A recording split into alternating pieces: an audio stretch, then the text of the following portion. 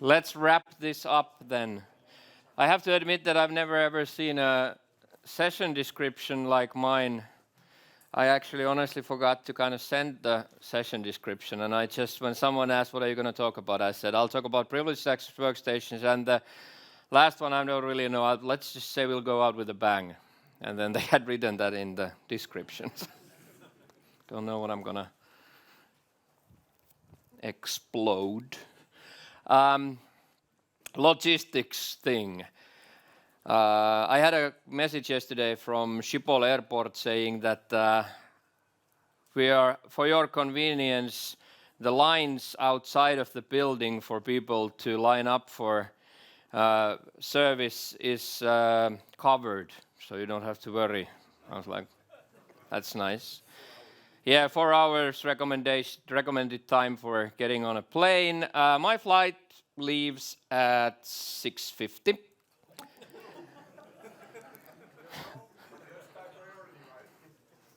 Yeah, I sent pictures to my friends because I sent Paula there beforehand. So Paula is checking, and I was kind of for a short moment I was hoping that maybe there will be a line because Paula promised that she'll keep a place in the line and then she'll tell everyone that I'm her boyfriend. So I'll get in the line. Now I was trying to send my colleagues a picture of Paula's messages. When she sent a message that the priority line is very short, you might be able to make it, and asked me if I have priority. I said, yes, I do.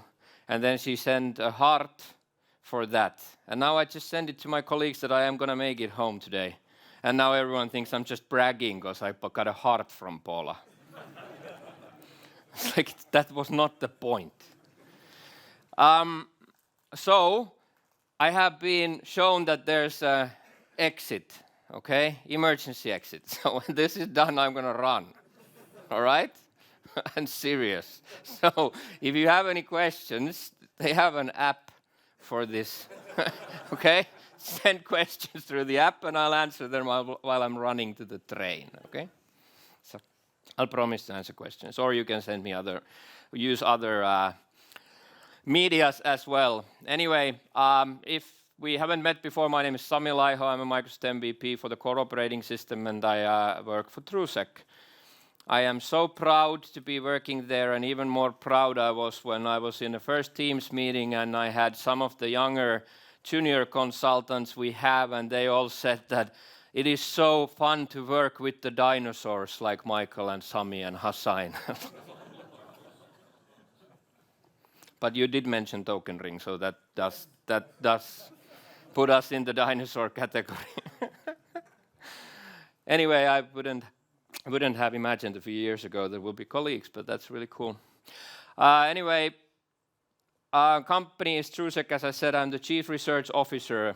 People ask me what I do for my work, and I say I do Chief Research Officering. I don't really know what that will be, but let's see. No, honestly, I'll try to steer technical solutions in the correct route. My son is 15 and he has to do, in a month's time, he has to do these 2 weeks of get to know workplace stuff. I don't know what it's called in English, but anyway.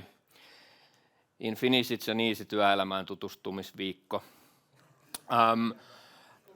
So you know what I'm talking about, yeah, okay? So anyway, now the 15-year-old is he was trying to get a job somewhere else, and I just said that if you can't get the job, then you can always join me. And he didn't get the job at the cafeteria, so now he's going to fly with me first to Vienna for a week to deliver a course, and then to Sweden or Estonia, depending a little bit. And then my 13-year-old son was really pissed. And I thought that he's just pissed that he doesn't get on a trip, but he was so pissed he was yelling at his mother that that's unfair because you're supposed to get to know what real work is. It's like, what? Don't we do real work? I thought we do. No, okay. If you need to reach me, Twitter, okay? Another quote from Mikko Hyppönen: you don't have to make your security perfect, just better than your neighbors. Don't be too tempting as a victim, okay? This is a very, very different session than I've ever done. So it's actually going to be a session that will mostly talk about the Ukrainian war. So I made a tweet series and a blog post, and I thought that my favor would be that I would get it first published in Ukrainian. It was, but because I know that many of you can't read that, I made a favor to you and I translated it all in Finnish. Okay? So, there might be an English version available as well, so you might look at the blog.win-fu.com. All right? Many of this is about it. My job heavily changed before joining TrueSec. I did my military service, I could say. So my job heavily changed last March, especially February, March time. Because we had a very weird situation. I've been doing a lot of Active Direct, that's the legacy Active Directory. So I've been doing a lot of legacy Active Directory, domain joins, domain splits, all that stuff. But they're horrible projects. If you have a big company that has an old Active Directory and you have to merge them or split them or whatever, so they're normally done in half a year, 1.5 years. I mean, it takes a long, long time to do a project like this.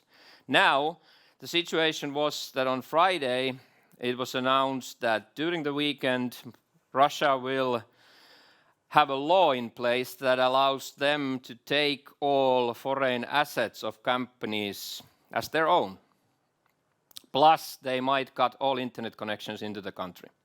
So that was announced on Friday. So basically, during that weekend, we had to destroy as much companies as we could on the Russian side, and in some cases do domain splits. Because what I never really understood was that even though it's wartime, there are still certain Finnish companies that are considered critical infrastructure, which means that they can't be just shut down. I would have just bombed the hell out of them, but that wasn't allowed. Okay, so we ended up doing two different kinds of projects, either destroying assets or doing domain splits, and do that in a 48-hour time period. That's very, very different. I was called in because I'm mostly known for my troubleshooting skills. And they called in and said that we are kind of sure that you know what's very difficult to fix, if not possible. Like, yep, I do. Can we just reverse this then? Can you break things so bad that no one can fix them? Yeah, I think so. And that's how this whole started, the whole project. So, destroying or splitting domains, domain splits. I made a few mistakes myself there. One was that we have a rule that don't do critical changes Friday 3:30, which in this case was a little bit difficult to avoid. But I did one where I told them that you just have to BitLocker all your Active Directory domain controllers. And then one guy on the phone was, but based on old best practices, we have the NTDS-DIT databases on the D drive and the logs are on the E drive.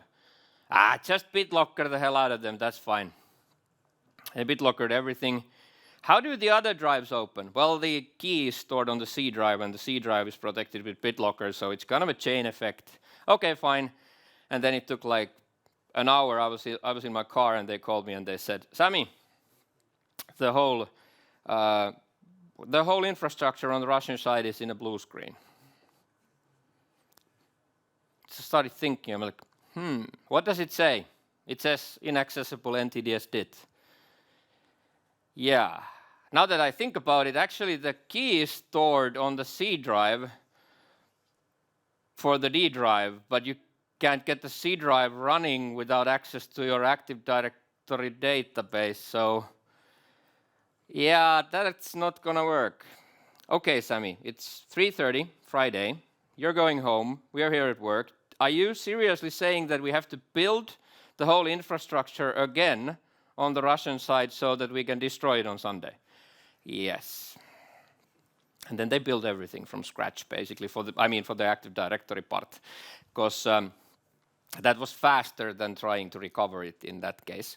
Anyway, they built everything, and the problem was also that we had the threat that they got the internet connections completely, which meant that all commands that we were running had to have a dead man switch in place. So we had scheduled tasks that would wipe the whole system unless someone went and moved the timer up front, okay? So we moved it a few hours at a time, hoping that the internet doesn't cut. And if it cuts, then it'll get wiped. They actually never cut the internet connections, so that never happened. But that was a realistic threat. Domain splits, just some very core components of a domain split. Potential root installation, because we might have a root domain as well. We have to install that on the other side, on the other country. When you cut the connections, there's no returning. That's the thing. If you do this, that's done. So that you're not going to go back ever again. Cleaning DC objects from both sides, deleting computer objects, cleaning DNS, capturing single master roles from the domain controllers, do metadata cleanup, reset Kerberos ticket granting, ticket accounts. Microsoft security is based on SIDs. Not that much on the fact if you know the username or the password, but that you get your SID on an access token, which means that we have to recreate all accounts on the Finnish side. So we had domain controllers on both sides. We have everything on the Finnish side. And then when we cut the connections, we clean both sides and leave them as is. But you have to create all the higher privileged accounts again, because they still would have the same SIDs. So that all has to be done. And then the basic user account resets and all that. So that would then be kind of normal. We had a few cases where we have the environment synced up to Azure, which gives another tier, because then you have two directories, but they're syncing into a tenant. So cutting those. Horrible projects. I would say that it was a lot easier doing the time bombing stuff. This one I loved. I kind of created my own perfect ransomware. That's just... This is the part where Mark Minasi would say, use this for good, not evil, okay? That's not a trick against your neighbor, please. So what we basically did was encrypt all domain controller disks, making sure now that the NTDS and sysvols and all that stuff are on your C drive. Install BitLocker roles on all the servers. And you have to remember, you're doing this all the time with your department colleagues from the Russian side, so that you do not tell them anything, because we did not know who we could trust anymore. So you also had to work with an IT department where half of them were completely blinded by this. Allowing BitLocker without TPM, well, we have to make it so that if they boot the machines, they don't understand that they're BitLockered. So we had to use any kind of form where booting it will not end up in asking a key. Because if they boot them for other purposes, then we can't get caught. And then, of course, encrypting disks with the strongest settings. Currently, no one at least has told us that they would have hacked BitLocker in that sense, that the encryption wouldn't be good enough. Then we use manage PDE on the C drive to delete all recovery passwords that we have. Put in a password that only we know. Then force recovery on that C drive. And then just basically time bombed this shutdown command there. So then at the end, reboot the machine, forces BitLocker recovery, no one has the key. And that's how we wiped out most of the environments that there were. So super simple. Equipping environments for war. The second part of the project started by giving national instructions on how to protect the environments, because we are attacked by Russians on the cyber warfare side of things more than probably anyone. We are sharing a border that is bigger than European Union border with Russia in total. So we have a lot of common border there. Had to start with super fast gains. none of these can be, I can't tell, I would normally take any of my customers and tell them you should deploy AppLocker. But we all know that it's going to take you a long time to deploy that. So we cannot do recommendations that take more than 48 hours to put in place. So the list has to be something that we're going to do on the weekend for most critical infrastructure in Finland, not just something that's a nice idea. Okay? Tier 0 isolations, block domain admins from logging on to anything but domain controllers. I did a session about that today earlier. One of the most important things is to block that nothing that Michael just showed works. So, meaning that PowerShell is completely isolated. We have a gigantic big data reserve at our company that we can use, and we can easily see that there's really no successful ransomware campaigns, the bigger ones that wouldn't try to use PowerShell as what is known as a living off the land binary. So they're using PowerShell as an engine. So cut that engine, meaning limited users, most admins, everyone blocked from using PowerShell for now. And in the cases where we couldn't, firewalling it inside of the company networks so that PowerShell cannot talk to out of the company, so we kill the chain to the command and control centers that they use for commanding these. UAC settings, I'll show you an example also why, but UAC setting elevation from the normal, if you have admins, then you need UAC. UAC normally only asks for yes or no, but that can be bypassed by any kind of a hardware device, which means it's not enough. So all UAC settings pumped up to the fact that every admin on every elevation has to type in a username and password, not just accepting the elevation. Least privilege, well, that's a big thing. So sadly, that's really hard to do in that case. But I do have to remind my customers that Windows NT from the dinosaur ages 3.1 in 1993, which will, by the way, turn 30 next year. It's kind of funny. I worked with it my whole life, and I'm only 43, so I've been working with NT for most of my life. But anyway, Windows 3.1 user guide says that in Windows there is no security if you log on as an admin. No questions asked. Nothing applies, so that's why it really needs to be there as well. 95% reduction in your attack surface by using privileged access workstations. Take that 100% threat down to only those computers that are actually needed. MFA everywhere. There's nowadays a saying, especially with my North American colleagues, is that if you RDP, you MFA. So it's a common rule now. There's no exceptions to that. Cisco was probably happy. Cisco Duo is probably the easiest to deploy very fast, and it's free for 10 users. 95% of Finnish companies have less than 5 employees, so that made my life a little easier on the licensing front. Installing baselines. It's silly that I do security audits every week for a lot of companies, yet most companies do not understand that Windows Enterprise is sold with a different license, so you have access to different kinds of features, but they do not understand that Microsoft does not change security settings, which means you're running Windows 10 Enterprise, pay a lot of it, but it has Windows 10 Home security settings. So if you do not install baselines, you're paying a hell of a lot of money to run an enterprise operating system with Windows 10 Home security settings. That's very twisted, okay? Bad call from Microsoft as well. I've always complained that why do they sell something for enterprises only, yet they don't change whether you can talk to your Xbox recording services or not. Block USB. Dramatic, very annoying for many people, but complete block USB. That means Windows device driver restriction policies, device installation restriction policies, block USB. I have a US customer, or maybe even we have your US customer.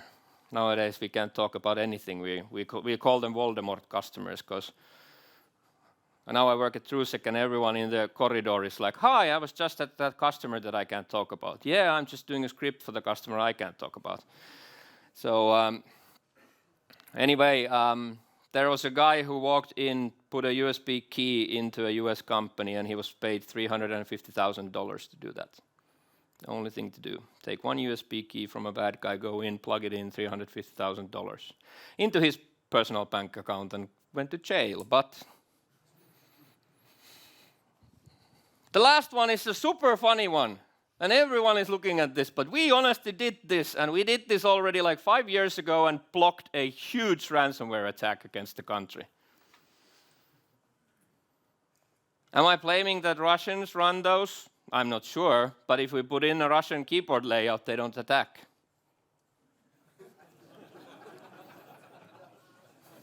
I'm not saying anything. I can't prove it, but it's funny. Okay? So we always have all computers equipped with the Russian language back. No one uses it, but it's just the best protection after a firewall. Not the fastest, but the most effective is binary control. From any perspective, putting down your service desk ticket amounts, taking down your re-imaging of computers, increasing your security, everything can be fixed by binary control. Well, not fixed, but made better at least. Binary control meaning you quit that old freaking antivirus stuff, okay? Put your money in XDR and EDR solutions. Stop doing antivirus. That's that's wrong. Let's not say stop using antivirus. It's good to be there. Nice add-on. My neighbor got a buggy. I don't. Great. Why not? That's add-on, but absolutely not your primary security anymore. There's 1 million pieces of malware found per day, which 96% of only appear once. If someone will ever tell you that AppLocker is so much work, first of all, you're doing it wrong, call me. And then the other one is that, think about the other guy. Other guy does AppLocker. I have a very complicated factory environment as a customer. On average, they add 1 rule per month, while the other guy tries to add 1 million lines per day. You can choose. Okay? So that's not the fastest, but the most effective. This is the cheapest consulting you're ever going to get. You have 4 lines of AppLocker, which kills more than 950,000 pieces of malware per day, with no impact for your performance, with no impact, mostly for your licensing as well. Nowadays, there's a trick to do it on the Pro version as well with PowerShell. Finnish colleague Sandy Cheng wrote a really good article on that online, how you just use PowerShell to put it on the Pro version as well. It says admins can run whatever they want. That you can't defeat. I'm sorry, admins can run whatever they want. Then everyone can run anything from the Windows folder, and everyone can run anything from the program files folder. And unless you start doing silly things like putting Minecraft on your machine, your program files should only be accessible by admins, meaning you have 2 secure locations, Windows program files, and you can't put stuff there. If someone knows their stuff about AppLocker, then you know that those exceptions are there for a reason, because, for example, Microsoft messed this up by saying that you can actually write into C Windows temp or C Windows tracing. So anyway, and then the top one, signed by anyone. Am I exaggerating when I say it kills 950,000 pieces of malware per day for free? No. Because actually AppLocker signed by anyone means that has to be signed by a trusted entity. Meaning my number of 950,000 pieces killed per day is based on the fact that only 5% of malware is signed, but out of that 5%, many days close to 100% are actually self-signed. They're not signed by a stolen certificate from someone. Now what we've seen lately, sadly, is that Russia, for example, builds companies for that. They just establish a company which only reason for existence is to get a real certificate for code signing. So this is becoming a bigger and bigger problem. But the idea is super simple. Now, everyone knows we have apps that are not signed, so they won't run anymore. Sign them yourself. And now remember, we're 48 hours in a war situation. That's not the time when, luckily, my customers started to be worried that their web page maker from 1996 is not signed. Sign them yourself, all right? Baselines, as mentioned, do that now. If you're not running any baselines, do that now. There are two baselines mostly used, Microsoft's own baselines and CIS. I do not care which one you take. The main thing is the main switch that you flip, going from Home Edition to Enterprise. There's a gazillion different settings. We're not going to get stuck in every one of those and say we can't deploy this because we have to go through. You can actually get the CIS settings for free if you just download their PDF. It's 1,450 pages long. You can read one by one and start putting your settings in. I would say that don't get too caught on details now. And do remember, as a disclaimer, I did this while having 48 hours of time being seriously worried about our country's security, okay? So just give me some slack on that. This is not the let's build a perfect solution. This is the let's prevent the worst disaster from happening on Monday morning. Here's a very easy block USB devices case. So Windows has device installation restrictions that can very easily prevent installation of certain setup classes or certain hardware IDs. Plus there's a military version, the last one. Prevent installation of devices not described by other policy settings. That's the military version. That turns this into whitelisting. You can't run anything unless someone approves. Then someone takes a new Jabra and it doesn't work. So for most, that's probably a little bit of an overkill. But that's a way of killing USB devices. Do we have to be worried about these devices? If no one owns an OMG cable, then buy one and you will get worried, okay? This is an OMG cable from Hack5. That part there, that white part, that small USB-C connector enclosure, that has a wireless access point, a web server, and a keylogger. The only reason why I have this small red dot is here so I don't plug it into my own, okay? This was sometimes hard to get people to put this into their machines because it's a Lightning, and I'm an iPhone guy, but not all people are, especially in Finland. So I actually have another one as well in my backpack somewhere. Not maybe gonna dig it up right now. You're very close by the very dangerous stuff. I know. So don't touch anything, okay? It will explode. It might. I've actually had this once when I'm going through Gardermoen airport in Oslo, and it's really interesting because they take my. I have a USB key that destroys a computer. So it takes 5 volts. It takes 5 volts into capacitor, stores it, and then shoots 200 negative volts back to the motherboard and just fries the computer. I had it with me, and I went to Gardermoen, and I had no idea that they're very strict about this. So I went in, and they said that, what is this? So it's a USB key. Can you prove it?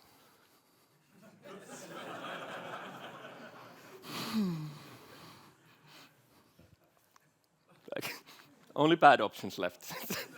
Destroy my own computer or...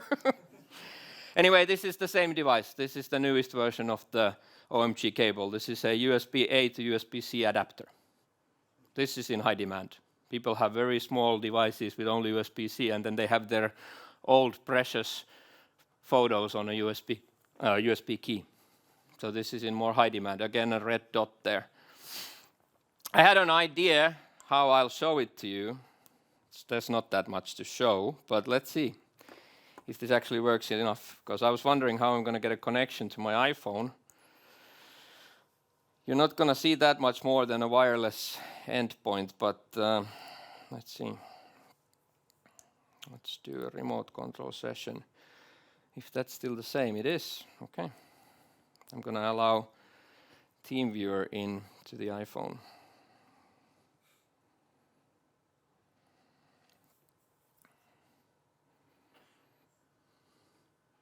Okay, it actually does work. Great. So let's do it this way. I'll put on the wireless settings here. Michael, do you have a USB-C port? No, not this. It's an old computer. It doesn't have any. So no worries. I'll plug it into mine. It's not going to do anything bad yet. But this, if anyone knows rubber duckies, old attack vector that shoots things through the keyboard driver, this has that in place as well. Okay. So if you plug this into anything that gives it USB-C, let me just find. We should find a new access point quite soon. And then we're going to lose the connection to this, so it won't work that well. Yes, okay, cable. So that's the, and now it's going to disappear because we're going to lose network connections through it. But it works as a wireless client, it works as a wireless access point, keylogger, whatever. Costs $149. Hobby spy versus spy people like us can buy this with $149. What do you think our Russian enemy who pays $350,000 for a person to take a USB key in? They might not play with the same toys. I always show this to my friends and I tell them, just remember this when you order your cables from Alibaba. It's just a good reminder. But they're really cool. You can't know what it is, honestly. They used to be so that you would have a thicker part here because the wireless antenna would be so big. But nowadays, we can verify this. Now, you don't trust us anymore because we're colleagues. But you can see if you can figure out which it is. Okay, anyway, so you really have to control your devices more than you ever did before. There's the Russian language back tip.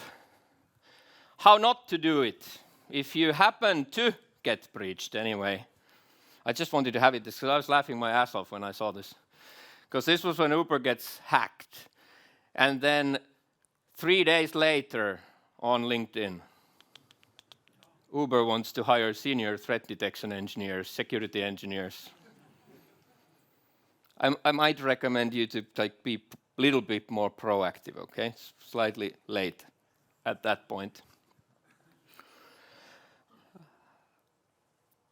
We don't have that many public statistics that me and Michael could talk about, but we do have one.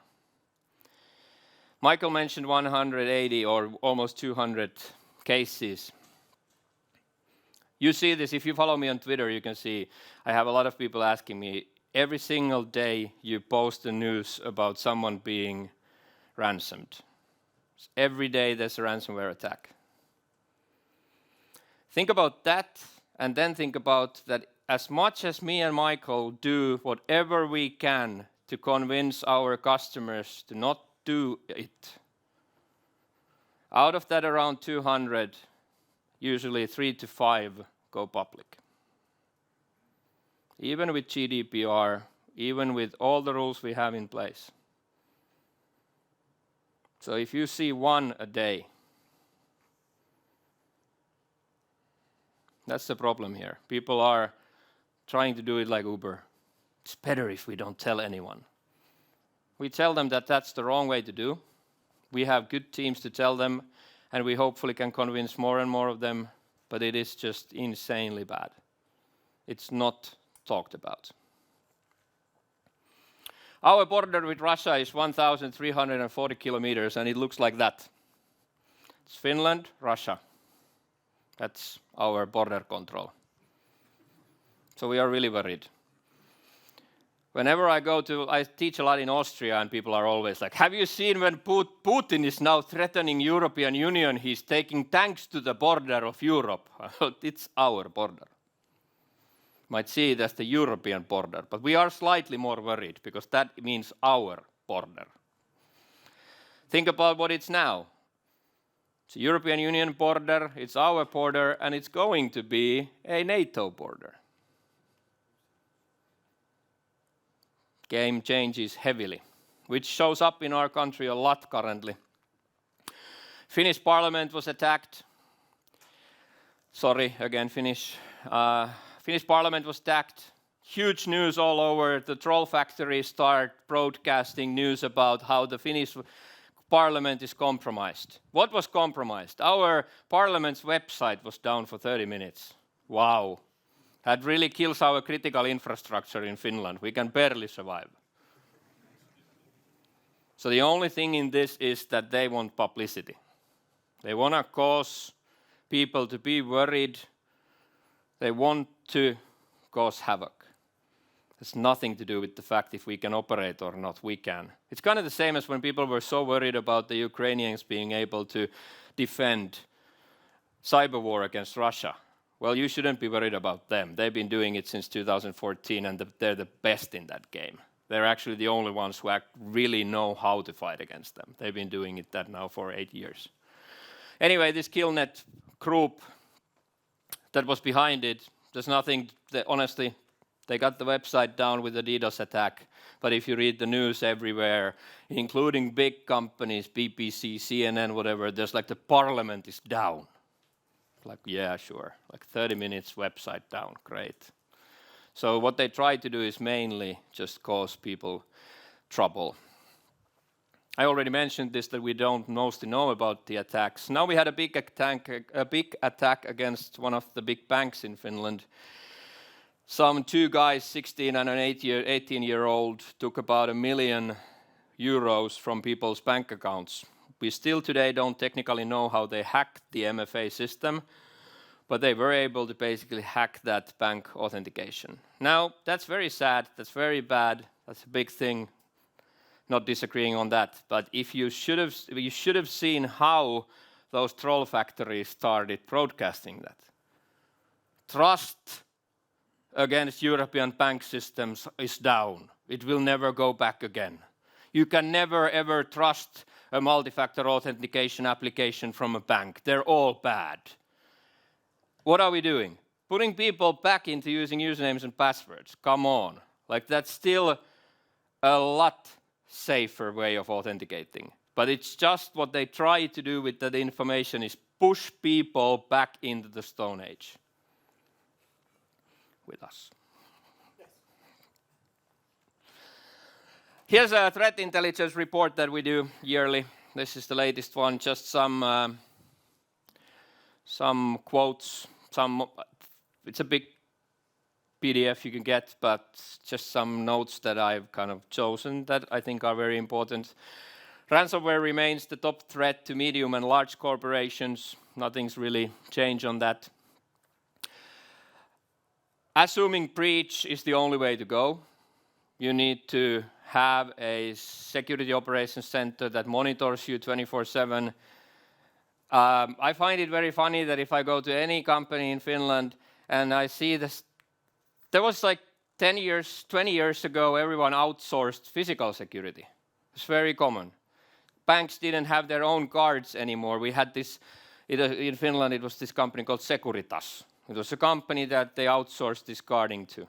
Well, you can even today go to these big buildings and there's like 5 to 6 guys or girls sitting and looking at monitors. Nothing happens. But it's totally fine to pay them to be there 24/7 to look at those empty monitors. Is that the way you're going to be attacked? No. But if you put 5 to 6 people looking at your Windows Defender for endpoint monitors and nothing happens, that's just loss of resources.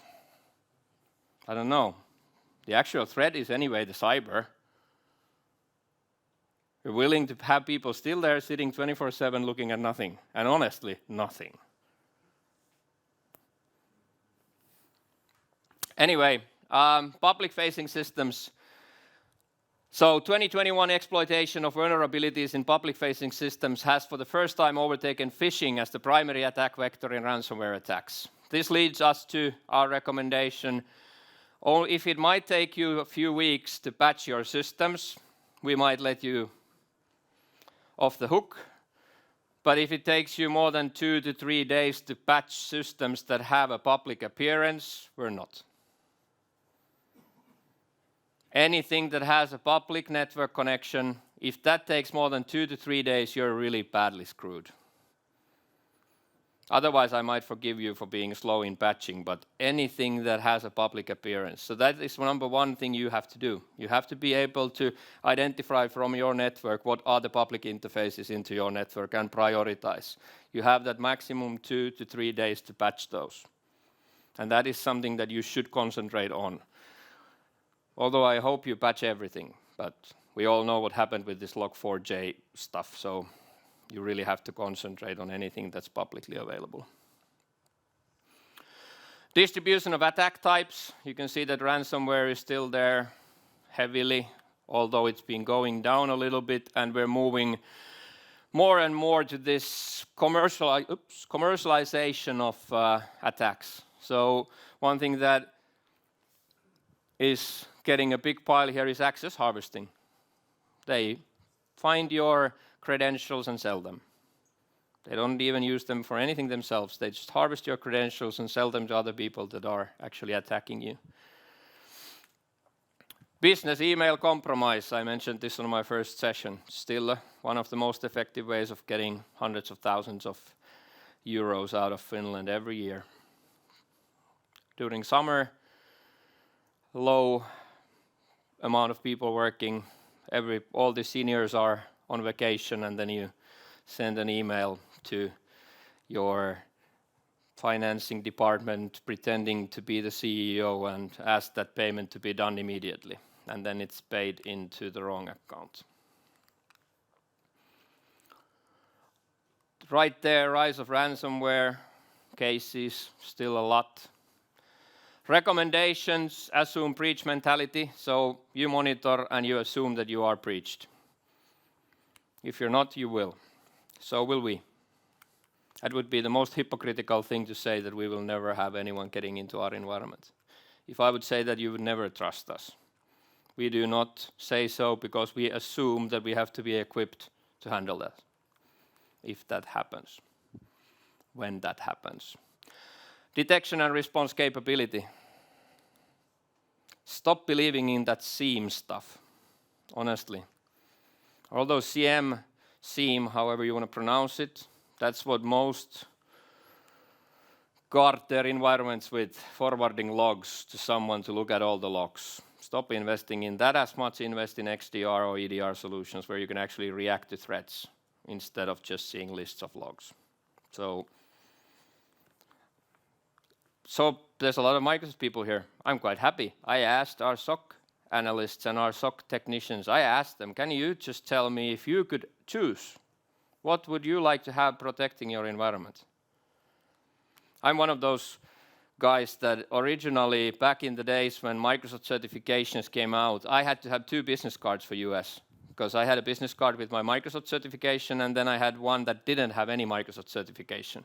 Because if I spoke to security people and they got my MCSE plus internet business card, they would laugh me out of the stage, because like, you don't know anything about security, because Microsoft and security, they can't be fit in the same business card, okay? Talk to a Cisco guy and show them that you have Microsoft certifications. Kids' toys. So I asked the SOC technicians, what would you use if you could choose? And they said, the weirdest thing is that if you go back 2 years, they might have said maybe Carbon Black or CrowdStrike or things like this. But for the past 2 years, they've actually would have chosen Microsoft stack, which is kind of remarkable. I would not have believed that I have a complete Linux guy sitting in a security operations center saying that he would choose Microsoft solution. That I did never see happening. So, I already mentioned public attack surface hardening. That's the 2-3 days to fix your environment. Towards a zero trust architecture. There is no worse word for any kind of a system than zero trust. It's the worst name ever. This is like selling things in many other cases. I just won a big development company on my side, and I took those admin rights away from the developers. If you go into a situation like that and say, we need to take away your admin rights because you cause too much danger. That'll never work. I went in with the process monitor and I showed them, if you don't have admin rights, your SSD disk lives longer. What? That's interesting. Okay, same thing. Sold in two different ways. Zero trust. We should put in zero trust. No device is trusted. All networks are evil. Works very bad. I like the other one that I normally use it. We're actually putting in a system where you can work with your laptop as effectively and as securely from Starbucks than you can from the corporate office. That sounds good. Exactly the same thing we're doing. Zero trust is just a very, very bad name. But that's where we're moving towards. Everything should work exactly like it does, whether I'm sitting here or whether I'm at the company office. Then, of course, we have physical security things that affect this, depending on what your business is. So you might have data that can only be handled in certain facilities, stuff like that. Here's one of our few public cases that we even have. Michael is happy to still get bread from the store. So that was a huge thing, and I took it because I thought maybe you had heard about it, but Coop was completely down. All their retail stores, all their food stores, markets, everything closed. And if you look at what she says, it's not a matter of if an attack will happen as much as when it will happen. And when it does, it's such an intense situation, especially when it's an attack of such a large scale as it was for us. It really brings another dimension to things. I find it very amusing. I found it very amusing first when I started to work with the incident response people, and I heard so many cases where the incident response people would go into a customer and they had a psychologist with them. And I was like, why? But it's hard to imagine before you've been in one. Because you go in, usually the first thing you have to do is there's a guy who's been staying awake for 48 hours. The go-to guy who knows everything about their dear infrastructure. He's been staying up, can't do anything. The first thing is what you have to say is, we'll take care of it, you go sleep now. It's really hard to imagine what kind of a pressure it is when you are the one who's responsible for something that's completely shut down. So honestly, we really need that psychologist help. So it's not an easy case. Our incident response team is in Sweden, but we need a person in Finland. Why? Because the first call, although I could then send it happily to my Swedish colleagues, but that first call, that's not the place where you can't use your own first language. If you haven't been sleeping for 48 hours, you're in complete panic. That's not the place when you're thinking whether you pronounce your English words correct or not. So that's why. That's first response. I'm not going to talk about this much because me and Paula, although Paula is sending hearts at me, we apparently do not sync our stuff because she had a lot of the exact same stuff in the morning, okay? But it's just about the business. The business is insane. It's really funny to understand that the ransomware gang has a lot better SLA than we have for our own IT. They have help desks, they have everything, ticketing systems, affiliate models. The business is gigantic. And it's just funny. Like they get way better service than most of us get in our own companies. It's a huge business. Ransomware as a service. It's an affiliate model where you pay part of it. You just rent your ransomware software, ransom your victims, part of it goes to the actual authors. Here are some sizes and business types. So utility and energy is very high, and it's a very tempting target because of OT. So if you currently think what's really hype and it's really like new stuff is actually the Security Operations Center services for IoT and OT. That's something that I'm I just met a person who said that they were hacked, they were breached. The only problem was they were completely prepared to protect their office environment, but their OT environment is a black hole. There's 20 factories in the country. No one has any idea. So NDR, so not just XDR, EDR, but also network detection and response devices, sensors inside of the network. That requires a lot of our people for training as well. It's very different to look at heuristics and look at behavior if you're looking at a traditional Windows infection with PowerShell and SVC host compared to trying to detect from that network traffic what's going on. But it's a big thing. Percentage of ransomware victims by company turnover, so 10 to 100 million euros is the normal, not normal, but the biggest one. 70% of criminal access to networks in 2020 was through vulnerability exploits or phishing. I guess that's the first touch, and that's, I would say, most people probably knew it.